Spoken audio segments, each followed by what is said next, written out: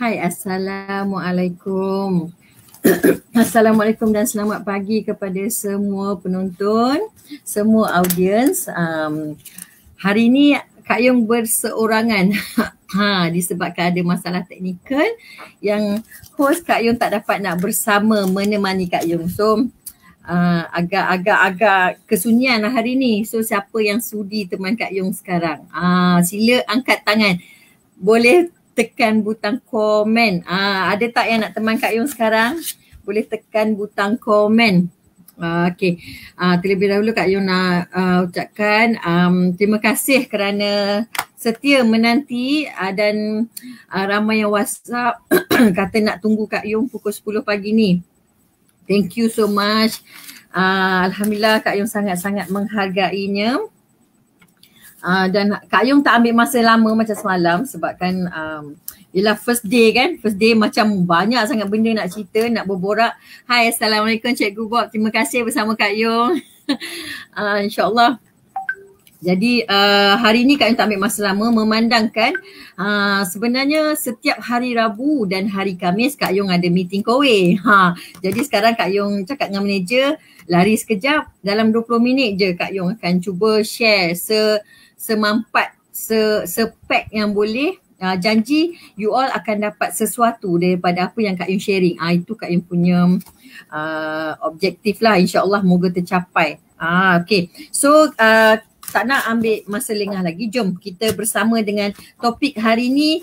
Okey, topik hari ni adalah macam mana, bagaimana nak menjadi ibu dan ayah dalam satu masa. Okey, yelah dah nama pun ibu tunggal kan, of course lah kita adalah ibu dan kita adalah ayah dalam satu masa.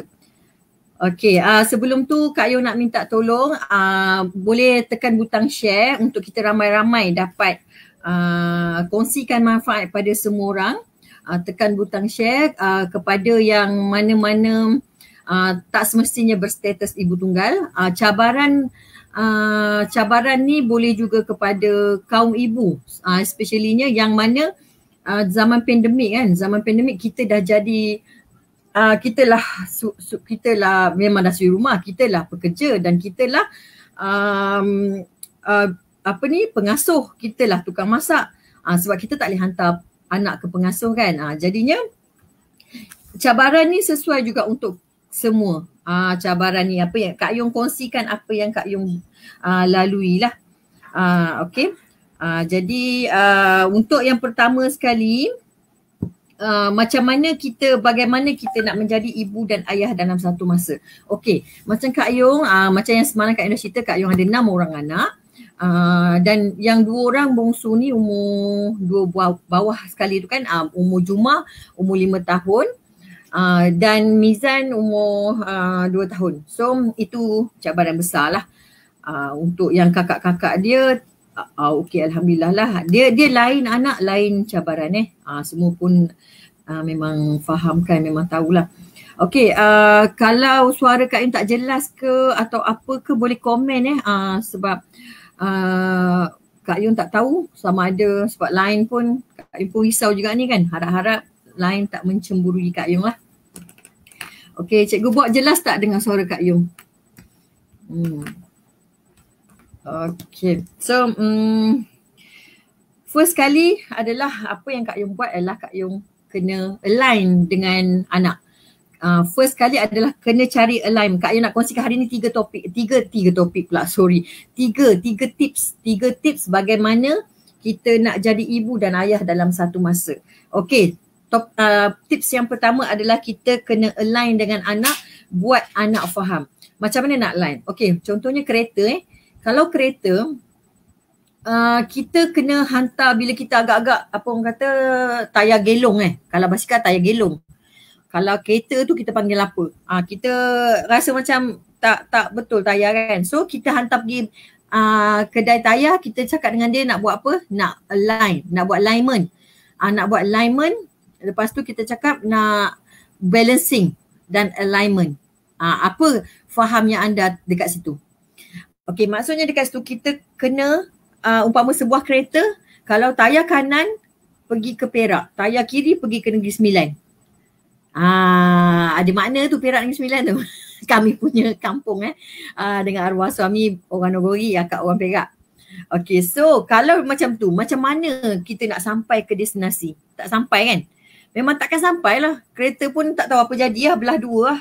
Karam lah di lautan sepi. Okay, so jadinya dekat sini yang pentingnya adalah kita align. Kita kena align dengan anak kita. Dulu kita kena align dengan suami. Dulu kita kena align dengan suami, kita banyak pillow talk dengan suami, betul tak? Tapi bila suami dah tak ada, kita punya anak kapal adalah anak kita. Penumpang adalah anak kita. Kita punya second driver adalah anak kita. So kita kena sama-sama dengan anak, alignkan dengan diorang supaya kita boleh sampai ke destinasi. Jadi dekat sini pentingnya kita kena setkan apa destinasi kita, apa kita nak jadi. Ini penting, apa kita nak jadi. Okay, so kita kena buat anak faham, kita kena cakap dengan diorang. Macam mana nak buat anak faham? Kita kena borak dengan diorang selalu. Macam akak ada 2 yang acara wajib lah. Kita adakan acara wajib Macam akak ada 2 acara wajib. Pertama sekali, makan mesti bersama. Ini daripada arwah suami Kak Yung lagi. Arwah husband lagi, dia dah terapkan benda ni, makan mesti bersama, mesti. Kalau dia tak nak makan pun paksa dia duduk kat meja makan, suruh kudak-kudak ke apa tak kisahlah. Jadi bila habis je makan kat paksa lah. Kadang-kadang ada juga yang anak sulung tu kadang-kadang waktu dia tak ni kan, sebab dia belajar online universiti. So jadi macam ada waktu dia terpaksa kena sorry ibu tak dapat, tak apalah. Tapi selagi mana boleh kita paksa, jom duduk makan bersama. Jadi masa makan tu lah kita berborak, kita mula-mula borak lah macam biasa, makan borak. Lepas tu dia dah habis makan tu dan habis makan tu, so akak selalu cakap, Kak Yung selalu panggil, korang, ibu nak cakap dengan korang sikit boleh tak? Mel lah sini, panggil lah. Angah, kakak Angah, Kak Lang, Kak Cik, jumpa meja, ibu nak cakap. Kak Yung suka sebut nama supaya sampai ke hati. Kak Yung suka sebut seorang-seorang, walaupun anak ramai, sebut seorang-seorang supaya sampai ke hati diorang. Okey, Kak Yung cakap, okey macam ni, korang tahu kan, ibu sekarang, ibu dah jadi ayah, sekarang ibu pun adalah ibu. Jadi korang kena tolong ibu. Macam mana ibu nak handle, ibu nak jadi ayah, ibu nak jadi ibu, memang ibu tak mampu. So ibu kena minta tolong korang. Biar kita kena turunkan ego kita kena jadi bawah. Kita kena macam merayu ke, minta tolong ke kan, cakap kan.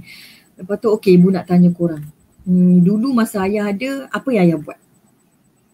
Lepas tu cakap, masa ayah ada, adakah ayah balik, ayah masak? Adakah ayah balik, ayah turun makan? Ayah balik, ayah turun makan. Siapa masak? Ibu. Jadi sekarang, ibu dah kerja.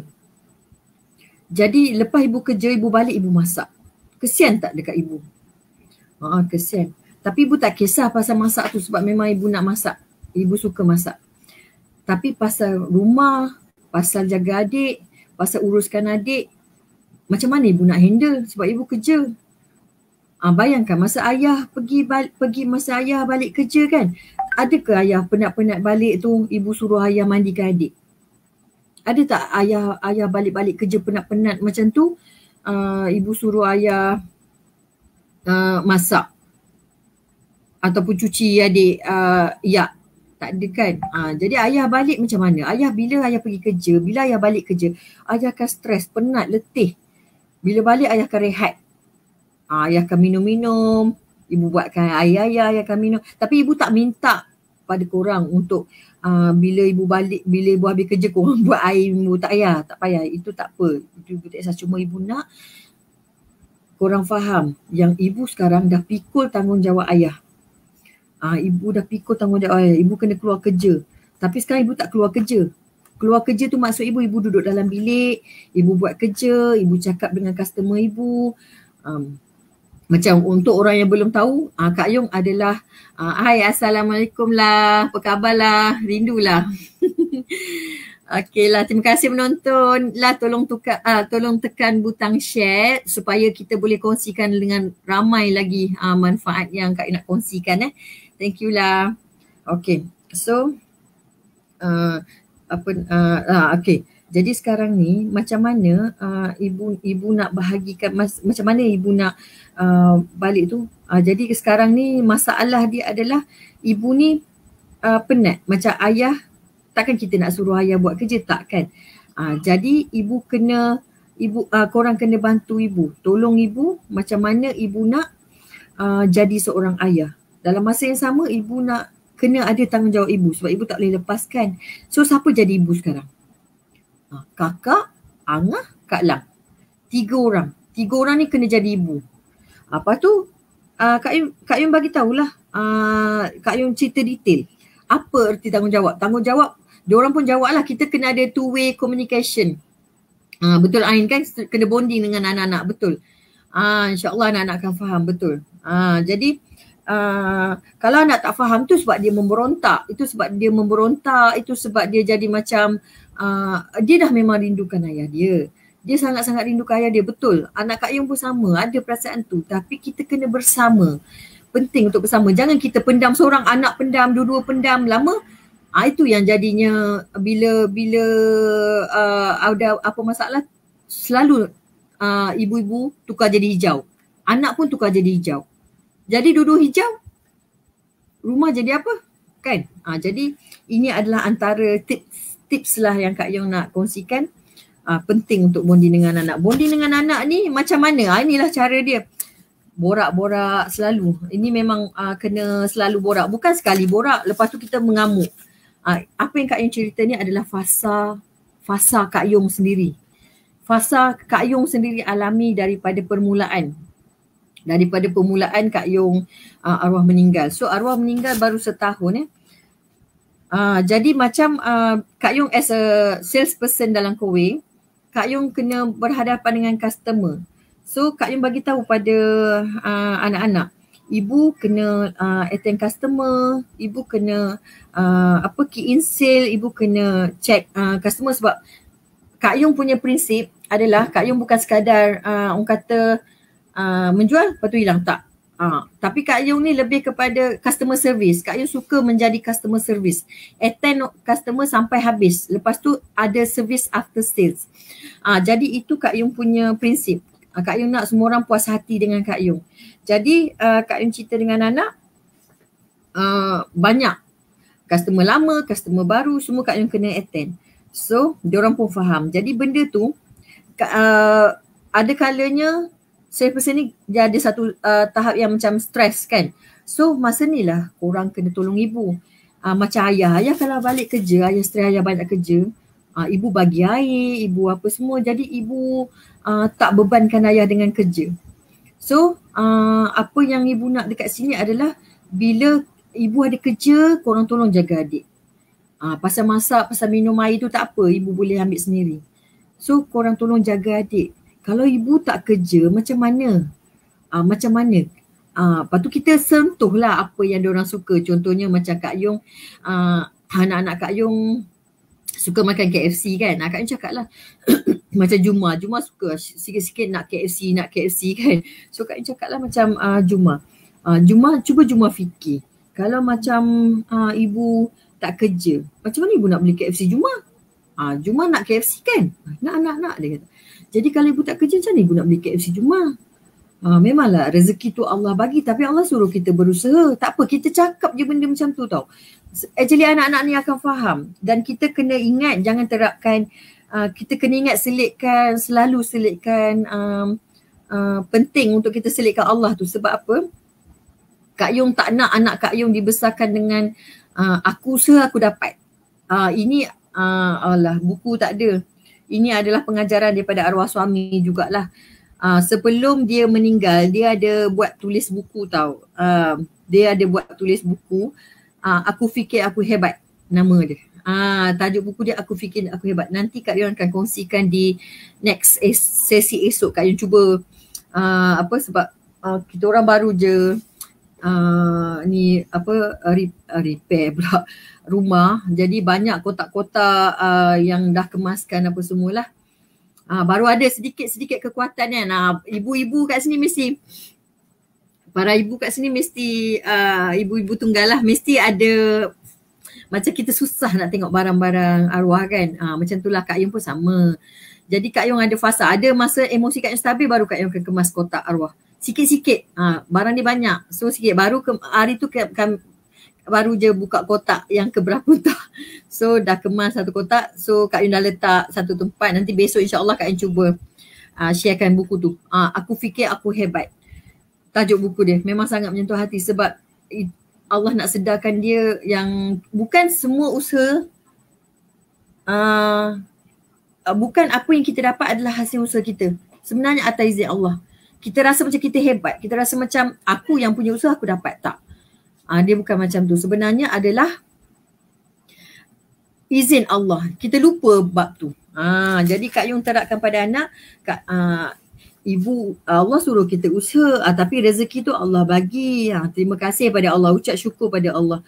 Tapi ibu kena berusaha. Allah takkan bagi tiba-tiba dapat duit turun daripada langit. Pernah tak? Tak pernah kan? Jadi ibu kena kerja.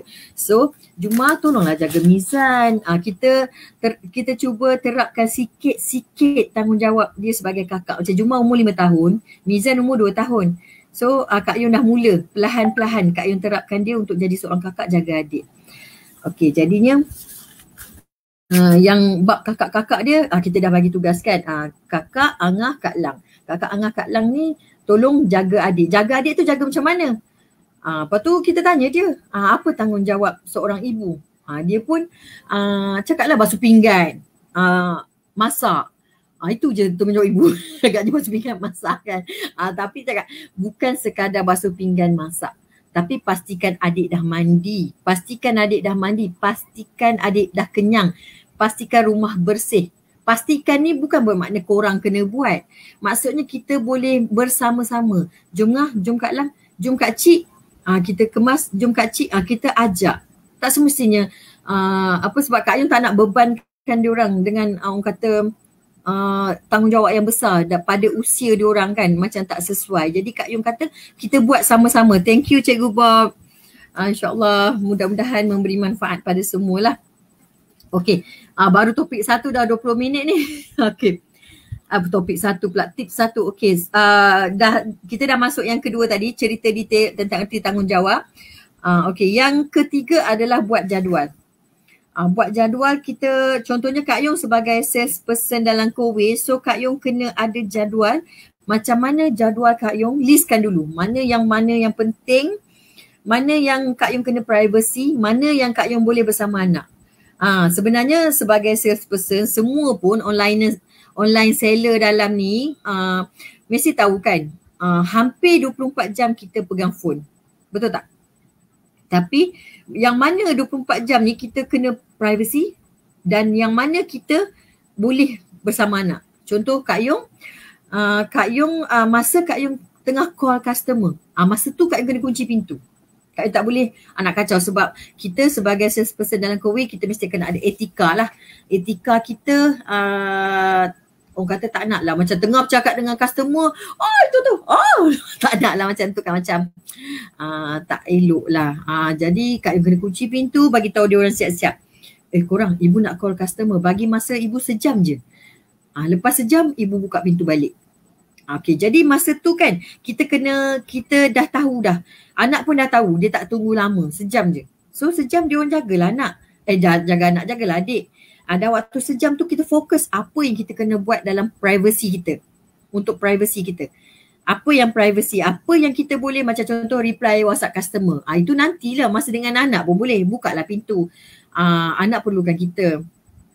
Jadi kita pun boleh dah habis selesai 1 jam tu, kita kena berpegang pada janji kita lah. Kita buka pintu. Lepas tu walaupun ada anak, kita masih boleh reply WhatsApp customer. So itu pentingnya kita jadual ni. Kita listkan semua apa yang aku kena buat seharian. Kena buat seharian. Jadi bila dah listkan mana yang kena privacy, mana yang kena boleh bersama anak. Jadi of course lah kita sebagai ibu dan kita sebagai ayah, kita memang kena lebihkan bersama anak. Sebabnya kalau dulu ada ayah, ayah dia ada. Berbeza kasih sayang kakak dengan kasih sayang ibu ayah berbeza. So kita tak boleh nak lepaskan pada kakak, pada anak-anak sulung, pada kakak-kakak diorang sepenuhnya. Tak boleh. Berbeza lain. Kasih sayang ayah walaupun masa dulu ibu dia sibuk, ayah dia ada dengan anak. Tu tak apa. Sebab ayah dengan ibu ni sama. Tapi kakak lain. Okey. Jadinya kita dah bila dah buat list tu kita faham lah. Okey, waktu macam ni sejam aku kena buat. Waktu sejam aku kena waktu sejam aku dah kena privacy. Lepas habis sejam keluar buatlah kerja kat luar. Tak semesti kena duduk dekat meja kerja kan 24 jam masa nak kerja. Ada waktu-waktu kita bahagikanlah. Itu kita punya kreatif kita. Jadi jadual ni penting. Dekat sini baru kita tahu yang kita rasa kita dah buat yang terbaik, dah bahagikan seadanya dengan anak dan dengan kerja kita. Okey. Jadinya yang penting tadi dua acara family time tadi kan. Okey, dalam jadual kita kena masukkan bersama anak tadi. Kalau boleh kan jadual ni kita print dalam bentuk A3, kita tampal kat dinding. So anak dah tahu dah. Oh, ibu waktu macam ni. Biar dia orang tengok tak apa. Jadi dia orang dah tahu jadual kita dan dia orang dah faham tanggungjawab kita. Jadi dia orang dah tahu dah. Okey, waktu ni ibu meeting. Waktu ni ibu ada kelas. Waktu ni ibu free. So dia orang kan je macam Kak Cik selalu. Dia dah tahu dah. Ibu dah habis kelas. Ibu pukul 10 ibu habis kelas kan. Jom tengok wayang. Macam tu kan. Kami tengok wayang kat rumah. Itu aktiviti family time kami lah. Macam yang Kak In cakap tadi, dua acara wajib. Family time, movie, tengok wayang dengan makan bersama. Ini acara wajib. Tengok wayang ni Kak Yung selalu buat Jumaat malam Sabtu dengan Sabtu malam Ahad. Okay. Itulah yang paling Kak Yung jaga sampai sekarang. So anak-anak dah tahu diorang ada hak pada ibu diorang. Diorang ada masa dengan ibu diorang. Bukannya ibu ni 24 jam pegang handphone, tak layan diorang, tak buat. Jadi diorang dah tahu. Itu yang pentingnya lah. Okay. Setakat ni jelas tak apa yang Kak Yung kongsikan? Tips tadi, yang pertama alignment, lepas tu cerita detail tentang tanggungjawab, lepas tu yang ketiga buat jadual. Buat jadual ni dia agak panjang sikit lah. Kalau ada apa-apa boleh PM Kak Yung, InsyaAllah Kak Yung akan bantu. Nak template jadual pun Kak Yung boleh tolong. Kan Cikgu Bob betul menyusun jadual tu penting. Betul, serius. Lepas Kak Yung buat jadual tu Kak Yung setenang. Kalau tak dulu kan semua atas kepala. Sakit tau. Kita sebagai ibu, kita sebagai ayah, lepas tu emosi kita lagi. Sebut pasal emosi, nantikan besok. Besok Kak Yung punya topik adalah emosi. Bagaimana Kak Yung handle emosi untuk cabaran Kak Yung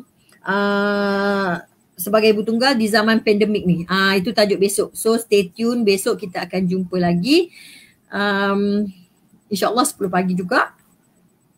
Bagaimana Kak Yung handle emosi. Kak Yung akan sharekan apa amalan-amalan Kak Yung, apa tips yang Kak Yung buat lah. InsyaAllah. Bila kita menyusun jadual ni, kita akan rasa lega sangat. Sangat-sangat lega sebab kita rasa macam aku dah tahu apa aku nak buat. Kita kena sebenarnya betul apa semua sebenarnya ada dekat sini. Bila kita dah rasa stres, aku kena buat tugas ibu, aku kena buat tugas ayah, stres. Kita stres. Tapi bila kita dah ada jadual, kita tahu kat mana kita punya waktu.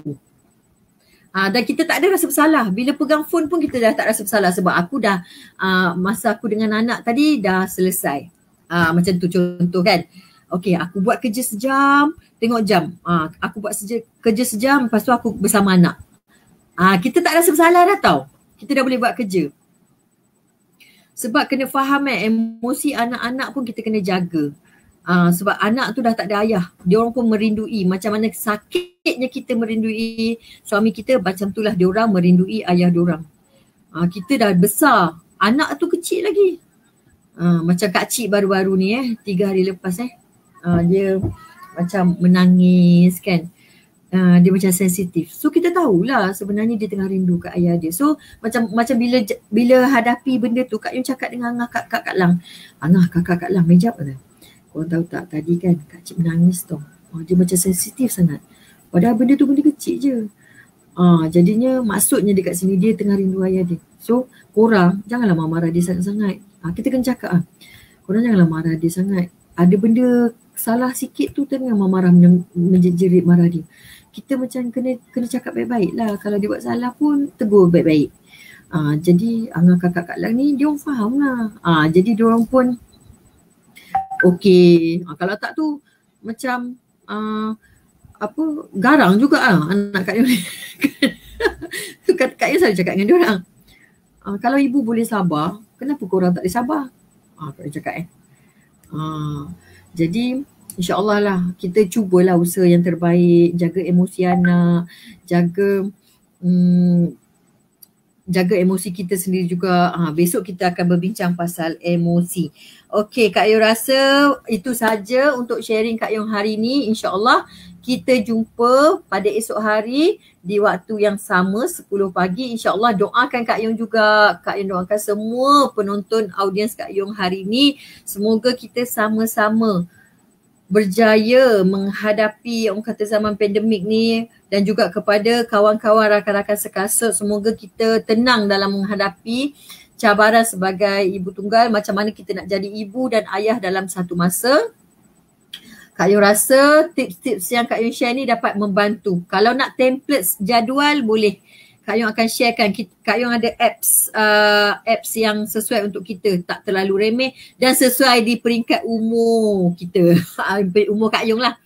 Okey Noli, insyaAllah semoga Noli berjaya dalam apa jua bidang yang Noli ceburi, dan semoga Noli tenang dalam menghadapi apa sahaja dugaan dan cabaran kita, insyaAllah. Ini semua ujian dan kita insan terpilih, insyaAllah. Okay, so terima kasih pada semua.